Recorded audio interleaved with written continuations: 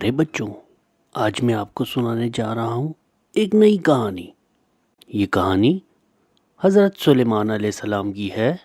بادشاہ وقت نبی خدا حضرت داؤد علیہ السلام کی وفات کے بعد ان کے فرزند حضرت سلیمان علیہ السلام بادشاہ بنے، اور پھر اللہ پاک کی طرف سے انہیں نبوت عطا فرمائی گئی۔ حضرت سلیمان علیہ السلام بہت سی خوبیوں کے مالک تھے۔ اللہ پاک نے انہیں بہت بڑی بادشاہت عطا فرمائی، جبکہ ہوا، پانی، چرند، پرند اور جنات پر بھی ان کی حکومت تھی۔ وہ جانوروں کی باتیں سمجھ سکتے تھے اور ہوا کو بھی حکم دے سکتے تھے۔ انہیں تانبے کی کان بھی عطا ہوئی تھی، جس سے اس وقت بڑی قیمتی تانبا نکلتا تھا۔ حضرت سلیمان علیہ السلام نے ہمیشہ اللہ پاک کا شکر ادا کیا۔ پیارے بچوں، آپ کو بھی اللہ کا شکر ادا کرنا چاہیے ہر حال میں، اور لوگوں کو بھی یہی سمجھاتے وہ اللہ پاک کی عبادت کریں اور ہر حال میں اللہ کی اطاعت کریں اور نعمتوں کا شکر ادا کریں۔ ایک روز حضرت سلیمان علیہ السلام اپنے فوجی لشکر کے ساتھ سفر پر روانہ تھے۔ ان کے لشکر میں جن، پرندے، جانور سبھی شامل تھے کہ ان کا گزر ایک بستی سے ہوا جہاں پر بہت بڑی چونٹیاں رہتی تھیں۔ چونٹیوں کے سردار نے فوج کو آتے دیکھا تو سب چونٹیاں کہنے لگیں سب اپنے اپنے گھروں میں بھاگ جائیں، نبی خدا حضرت سلیمان علیہ السلام کی فوج آ رہی ہے۔ جب حضرت سلیمان علیہ السلام نے یہ سنا، انہوں نے فوراً اپنے فوج کو آگے بڑھنے سے روک دیا تاکہ چونٹیاں کچلی نہ جائیں۔ انہیں یہ بھی جان کے خوشی ہوئی کہ چونٹیوں کو بھی یہ معلوم تھا کہ وہ اللہ کے پیغمبر ہیں۔ انہوں نے اللہ پاک کا شکر ادا کیا کہ وہ چونٹیاں کچلنے سے بچ گئیں۔ ایک روز کا ذکر ہے، دربار سجا تھا۔ حضرت سلیمان علیہ السلام تخت نشین تھے۔ انہوں نے اپنے ملک میں پانی کا نظام بنانا تھا، لیکن یہ نامعلوم تھا کہ زمین کے نیچے کس مقام پہ پانی ہے۔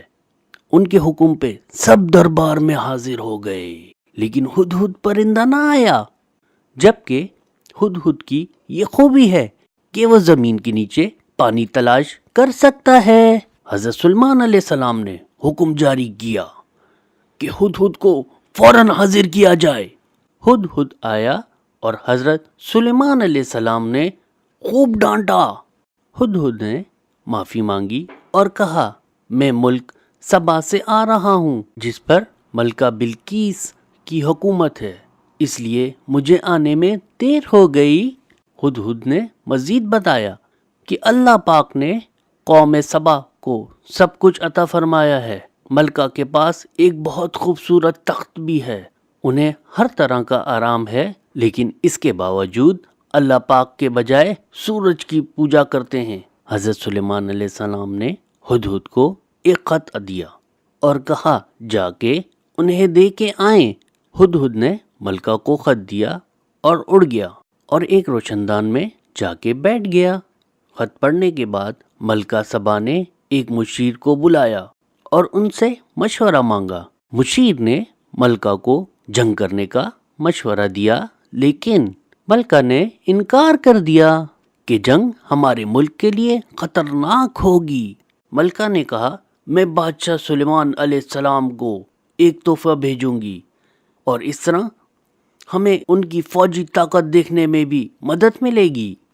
ملکہ نے حضرت سلیمان علیہ السلام کو ایک تخت تحفے میں بھیجا، لیکن حضرت سلیمان علیہ السلام نے تحفہ لینے سے انکار کر دیا اور قاصدوں سے کہا، اللہ پاک نے مجھے بہت سی نعمتوں سے نوازا ہے اور مجھے اپنا پیغمبر بنایا، بادشاہت عطا کی، مجھے کسی چیز کی کمی نہیں، میں صرف یہ چاہتا ہوں کہ اللہ واحد کا پیغام لوگوں تک پہنچا سکوں۔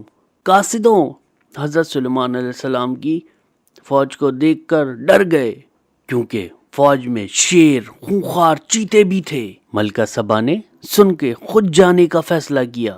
جب ملکہ اپنے قافلوں کے ساتھ راستے میں تھی تو ایک قاصد بھیج کر حضرت سلیمان علیہ السلام کو آگاہ کر دیا کہ ملک سبا کی ملکہ ان کو ملنے آ رہی ہیں۔ قاصد سے یہ پیغام سن کے حضرت سلیمان علیہ السلام نے دربار میں حکم جاری کر دیا کہ کون مجھے ملکہ سبا کا تخت لا کے دے سکتا ہے؟ تو ایک جن فوراً اس تخت کو لے آیا۔ یہ ایک بہت بڑا کام تھا کیونکہ ملکہ یمن سے صرف 2000 میل دور تھیں۔ جب ملکہ سبا دربار میں پہنچی تو حضرت سلیمان علیہ السلام نے تخت میں صرف اشارہ کرتے ہوئے پوچھا، کیا آپ کا تخت ایسا ہی خوبصورت ہے؟ یہ دیکھ کے چونک گئیں۔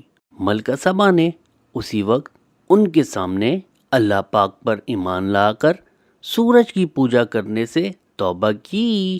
ملکہ سبا کے لوگ ایمان لے آئے اور ملکہ سبا کی شادی حضرت سلیمان سے ہو گئی۔